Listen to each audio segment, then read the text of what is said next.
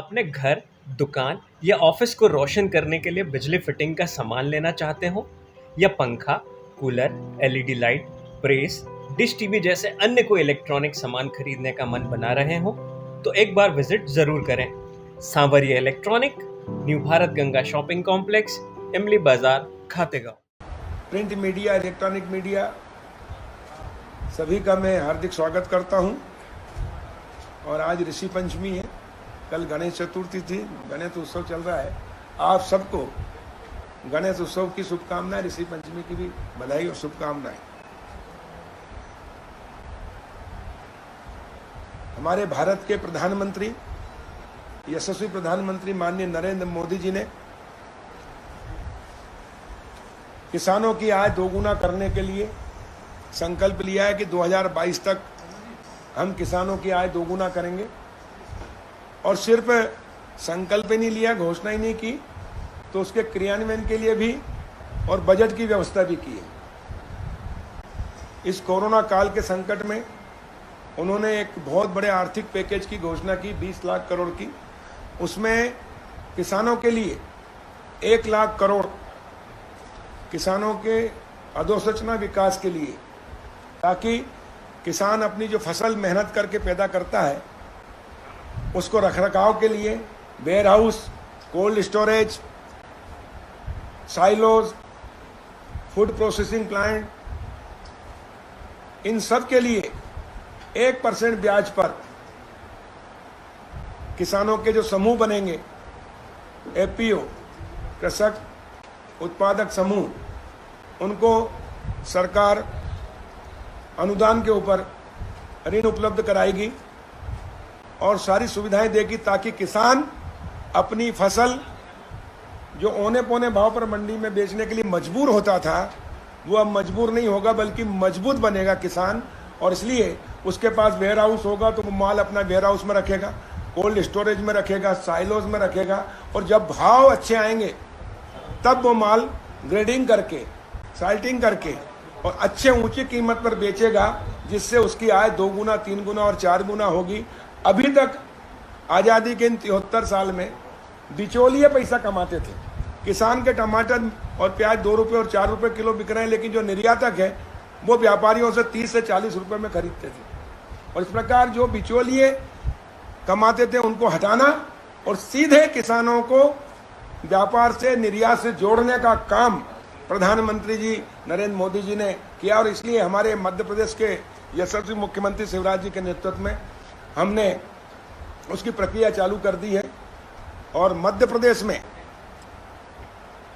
करीब 1000 एफपीओ बनाएंगे। हर ब्लॉक में अभी प्रारंभिक में 2-2 कृषि उत्पादक समूह बनेंगे। उनको हम प्रशिक्षित करेंगे, ट्रेनिंग देंगे और उनको सारी नाबार्ड के माध्यम से ऋण उपलब्ध कराएंगे, सब्सिडीज देंगे। एक दूसरा, आजाद भारत में 73 साल बाद पहली बार प्रधानमंत्री नरेंद्र मोदी जी ने प्रधानमंत्री स्वामित्व योजना प्रारंभ की है। इससे गांवों के विकास के द्वार खोले हैं, गांव की तकदीर और तस्वीर बदलेंगे, दशा और दिशा बदलेगी। उदाहरण के लिए यह भोपाल शहर है, अगर ये बिल्डिंग 1 करोड़ की है या 1 लाख की है या 1 करोड़ की या 100 करोड़ की, तो इस पर कलेक्टर की गाइडलाइन जो होती है वैल्यूएशन, उसके अनुसार बैंक में गारंटी में रखकर वो 1 करोड़ की है तो 1 करोड़ का ऋण ले सकता है, 100 करोड़ की तो 100 करोड़ का। और इसलिए शहर के लोग उद्योग धंधे व्यवसाय में बैंकों से ऋण लेकर आगे बढ़ गए, उनका आत्मनिर्भर हो गए, समृद्धि हो गए। लेकिन गांव में अगर यही बिल्डिंग गांव में हो, चाहे वो 1 लाख की हो, 1 करोड़ की हो या 100 करोड़ की हो, तो 1 रुपए का लोन नहीं मिल सकता। क्यों? क्योंकि वो मालिकाना हक नहीं है, उसके पास दस्तावेज नहीं है। और इसलिए मैं हमेशा कहता हूं कि 15 अगस्त 47 को देश आजाद हुआ, लेकिन गांव को आजादी दिलाई है मोदी जी ने। 24 अप्रैल 2020 को पंचायत दिवस के थी, जिस दिन प्रधानमंत्री स्वामित्व योजना शुरू की। और मुझे बताते हुए खुशी है कि 5 प्रदेश अभी उन्होंने पायलट प्रोजेक्ट में लिए, उसमें मध्य प्रदेश भी है। और हरदा और डिंडोरी से हमने इसको शुरू किया है। और हरदा से इसलिए किया है कि जब मैं राजस्व मंत्री था 2005 से 8 तक, तो मैंने बनाई थी वो योजना, मुख्यमंत्री ग्रामीण आवास अधिकार पुस्तक, सर्वे करके मालिकाना हक देना। और एक गांव है मसन गांव, 2 अक्टूबर 2008 गांधी जयंती के दिन हमने उस गांव को दिया था। देश का पहला गांव आजाद हुआ था आर्थिक रूप से। और उसके बाद अब पूरे देश में मोदी जी ने वो योजना को लागू करके पूरे देश के किसानों को किया, इसलिए गांव के द्वार खुलेंगे। इसलिए मैं मोदी जी का पूरे किसानों की ओर से, गांव की ओर से अभिनंदन करता हूं। अब एपीओ के अलावा भी अगर मैं किसान हूं और हुई किसान, अब मेरे पास जमीन है, मैं वेयर हाउस बनाना चाहता हूं, 40-35%, 30% तक वेयर हाउस पे सब्सिडी है, पर गांव के व्यक्ति को आज तक नहीं मिली किसान को, क्योंकि वो उसके जब ऋण लेना होता बैंक से तो गारंटी में प्रॉपर्टी रखना होती है। गांव की प्रॉपर्टी की वैल्यू नहीं थी। आजाद भारत में पहली बार अब गांव की प्रॉपर्टी की वैल्यू होने से अब गांव आत्मनिर्भर बनेंगे, और गांव आत्मनिर्भर होगा तो देश आत्मनिर्भर होगा। अब गांव से शहर में पलायन नहीं होगा, बल्कि शहर से लोग गांव में जाएंगे और गांव और शहर का भेद खत्म होकर एक होगा। इसलिए अब आज़ादी मिली है गांव को, और इसलिए प्रधानमंत्री जी ने जो नारा दिया है या जो संकल्प लिया है, आत्मनिर्भर भारत, तो आत्मनिर्भर भारत कब होगा? जब आत्मनिर्भर गांव होंगे, आत्मनिर्भर किसान होंगे। और आत्मनिर्भर गांव को करने के लिए और आत्मनिर्भर किसान को करने के लिए मोदी जी ने 2 योजना शुरू की, एक प्रधानमंत्री स्वामित्व योजना और एक किसानों को अनुदान देने की योजना। और इससे गांव और किसान आत्मनिर्भर होगा और भारत आत्मनिर्भर होगा। इसी के साथ इस वर्ष गेहूं उपार्जन में मध्य प्रदेश देश में नंबर 1 स्थान पे आया, वो भी कैसे समय? कोरोना के संकट के समय। पिछले बार 25 मार्च से 30 जून तक खरीदी की गई थी, 68 लाख मीट्रिक टन गेहूं का उपार्जन किया गया था। इस बार हमने कोरोना के संकट के चलते 25 मार्च की जगह 16 अप्रैल से शुरू किया, लेकिन 129 लाख मीट्रिक टन से अधिक, यानी पिछले बार से 100% से भी अधिक हमने गेहूं उपार्जन करके देश में नंबर 1 स्थान पे आए। किसानों को वो भी राशि भी उनके खाते में जमा हो गई। अब किसान इस वर्ष शुरू में जरूर है, कई क्षेत्र में अच्छी बारिश हुई, इसलिए खरीफ की बोनी भी अधिक हुई है, और अभी अच्छी बारिश हो गई 3-4 दिन से, औसत से ऊपर हो गई। सभी हमारे डैम भर गए हैं, किसानों के चेहरे पे खुशी की लहर है। और लेकिन साथ में जहां नदी और नालों के किनारे जमीनें हैं, कहीं बाढ़ आ गई है तो वहां चिंता की लकीरें भी आई है, और कई जगह इल्ली का प्रकोप भी हुआ है। और इसलिए माननीय मुख्यमंत्री शिवराज जी के नेतृत्व में हमने एक बैठक की और उसमें निर्णय लिया कि हम किसानों को जो ये अतिवृष्टि से, बाढ़ से और प्राकृतिक आपदा, इल्ली के प्रकोप से, कीट प्रकोप से जो फसलों को क्षति होगी, उसकी पूर्ति भी हम करेंगे। किसान को किसी भी तरह से नुकसान जो हुआ उसकी क्षति सरकार करेगी, क्षतिपूर्ति। और इसलिए हमने RBC 6.4 में राहत देंगे। हम बीमा किसानों का करा के बीमा का हमने विस्तार भी किया है। इसलिए मुझे बताते हुए खुशी हो रही है कि जो बीमा की तारीख पहले भी हमने बढ़ाई थी, 17 अगस्त की थी, उसको माननीय मुख्यमंत्री शिवराज जी के नेतृत्व में बैठक करके उन्होंने निर्देश दिए कि किसानों के हित में बढ़ाई जाए। और इसलिए 31 अगस्त तक अब किसान अपना बीमा करा सकेंगे। मैं आपके माध्यम से सभी किसान भाइयों से हाथ जोड़ के निवेदन कर रहा हूं कि जिन किसानों का KCC है, बैंक से ऋण लिया है, उनका तो बैंक 2% खरीफ में काट लिया है बैंकों ने, लेकिन बड़ी संख्या में किसान डिफाल्टर हैं। 1 करोड़ 2 लाख किसान में लगभग 67 लाख किसान जो डिफाल्टर हैं, और उनका KCC नहीं होने के कारण बैंक ने उनका बीमा नहीं काटा है। उनको भी यह अवसर है कि वो अपना बीमा अभी भी करा सकते हैं।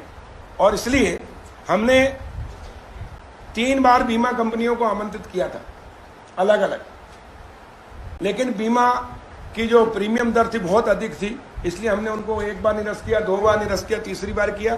अब 4थी बार हम बीमा कंपनी का हमने आज से टेंडर करा दिया, कल से मंगलवार को खुल जाएगा। और इस बार हमने कुछ चेंज किया उसमें। बीमा की जो 2 प्रकार के होते हैं कि एक बीमा सरप्लस शेयरिंग मॉडल के अनुसार हम बीमा कराने जा रहे हैं। इसमें किसानों से 2% लेंगे, बाकी जो रेट आएंगे मध्य प्रदेश की सरकार और केंद्र सरकार भरेगी। और उसमें 80% से 110% तक क्षति होगी तो बीमा कंपनियां किसानों को भरपाई करेगी। अगर 80% से कम होती है, मान लो उदाहरण के लिए 50% क्षति होती है और 80%, तो उसके बीच का जो पैसा प्रीमियम का वो वापस मध्य प्रदेश सरकार को करेगी। लेकिन यदि 110 से ऊपर क्षति होती है तो बीमा कंपनी 110 तक करेगी, उसके ऊपर फिर राज्य सरकार करेगी, ना केंद्र सरकार करेगी, ना बीमा कंपनी करेगी। और इसलिए हमने इस बार उसको अपनाया है। लेकिन किसानों का जो क्षति होगी उसकी पूर्ति पूरी की जाएगी। और इसलिए हमने इस वाली मॉडल को अपनाया है। इससे एक और प्रदेश सरकार को प्रीमियम भी कम देना पड़ेगा और किसानों को अधिक से अधिक अगर क्षति होती है तो उसकी पूर्ति हो सकेगी। और इसलिए इसकी तारीख 31 अगस्त तक हमने कर दी है। हमने सभी कोऑपरेटिव बैंक और कलेक्टर को निर्देशित कर दिया है कि किसानों का कोऑपरेटिव बैंक गांव-गांव जाकर सहकारी सोसाइटियां रहती है, समितियां, और डिफाल्टर किसान का भी, या जो छोटे किसान हैं जिनका बैंक में अकाउंट नहीं है या जिन्होंने बैंक से नहीं लिया, उनका भी बीमा हो सकता है। और इसलिए सभी किसान का बीमा हो जाए ताकि उनकी फसल की जो क्षति संभावित है उसकी पूर्ति बीमा कंपनी के माध्यम से हम करा सकें। इसी के साथ हमने खाद की पर्याप्त व्यवस्था की है। पिछले साल कांग्रेसी चिल्लाते हैं कि यूरिया नहीं मिल रहा है, ये नहीं मिल रहा है। यूरिया वाकई में पिछली बार नहीं मिला था, और पिछली बार ब्लैक मार्केटिंग हुई थी, डबल रेट में किसानों को मिला था, क्योंकि किसान को इन्होंने पहले कहा कि हम सोसाइटियों के माध्यम से 100% देंगे, और कई जिलों के अंदर कोऑपरेटिव बैंक डिफाल्टर थी। करीब 15 जिले ऐसे हैं, 12 से 15 जिले, जहां कोऑपरेटिव बैंक खुद डिफाल्टर है, सोसाइटियां डिफाल्टर है। इसलिए उन सोसाइटियों को भी खाद नहीं मिला तो सोसाइटियां कहां से खाद देगी? एक बोरी भी उधार खाद देने की स्थिति में नहीं थी, और इसलिए किसान भटकते रहे और उनको महंगे दर में उन्होंने खरीदा। और इसको देखते हुए हमने इस बार 45-55 का रेशो किया था। 45% बाजार में और 55% जो अभी तक हाईएस्ट 54% सोसाइटियों के माध्यम से बटा था, तो 55 हमने किया।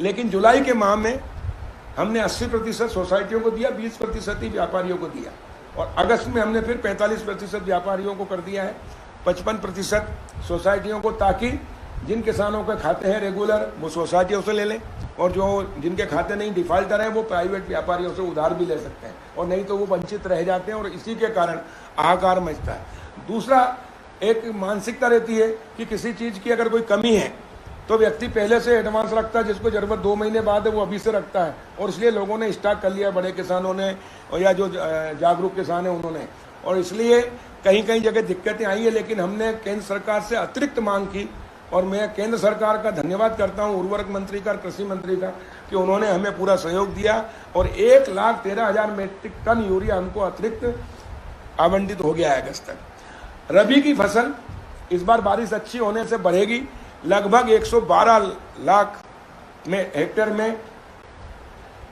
गेहूं की बुआई होगी, खरीफ रबी में चने की होगी, और इसलिए उनके लिए भी यूरिया की आवश्यकता होगी।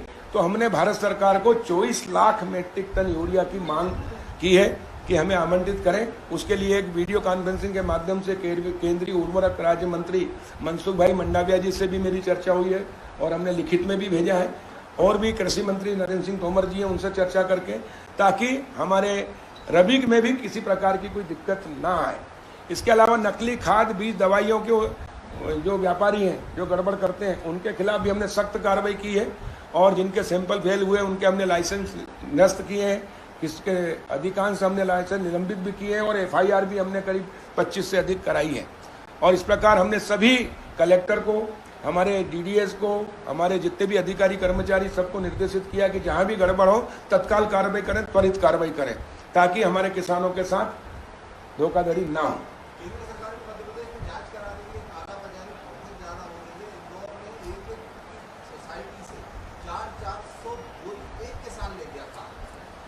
नहीं, देखिए, उसमें भी उसका हम स्वागत करते हैं, लेकिन कुछ व्यवहारिक कठिनाइयाँ हैं। जैसे खाद आता है, रेक लगती है, रेक लगने के बाद वो DMO अलाट करता है सोसाइटियों को और व्यापारियों को, फिर व्यापारी अपने यहाँ उनको मिलती है, और उसके बाद में बिल बनने में वो जो POS मशीन है, कोरोना के कारण एक तो अंगूठे नहीं लगाए, दूसरा किसान ले जाता है, और इसलिए उस समय वो उसका रिकॉर्ड नहीं कर पाते हैं, और इसलिए दुकानदार क्या करता है, फिर वो अपने यहाँ जो नौकर रहता है उसका, या जो भी किसान आता है उसका अंगूठा लगा के किया जाता है। दूसरा, मैं किसान हूँ, मेरे पास 50 एकड़ ज़मीन है, मान लो मेरे घर में 4 खाते हैं, 6 खाते हैं, तो 6 के 6 लोग नहीं आएंगे। महिलाओं के नाम भी ज़मीन रहती है, बेटों के नाम भी रहती है, भाई के नाम रहती है, आता एक ही किसान है, और इसलिए वो सभी की खाद एक अकेला ले जाता है। दूसरी बार ये होता है कि गाँव के कई किसानों का एक ही किसान लेके जाकर बांटता है, और इसलिए उसके अंगूठे उसके लगते हैं, और इसलिए कई जगह ये व्यवहारिक कठिनाई है। मैंने भी जांच के देखी है, कराई है, और मैं चूंकि किसान हूँ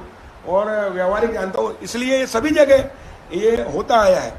लेकिन हमने प्रयास किया है कि कहीं भी कालाबाजारी ना हो, और कहीं होती है तो उसके ऊपर कार्रवाई करें, और इसलिए पिछले साल की तुलना में इस बार बेहतर हमने रिजल्ट दिए हैं। और आपने देखा होगा कि कहीं भी कोई ज़्यादा जहाँ जहाँ डिमांड आई हमने अतिरिक्त मांग करके उसकी पूर्ति की है, और उसको हम ठीक करने का काम कर रहे हैं।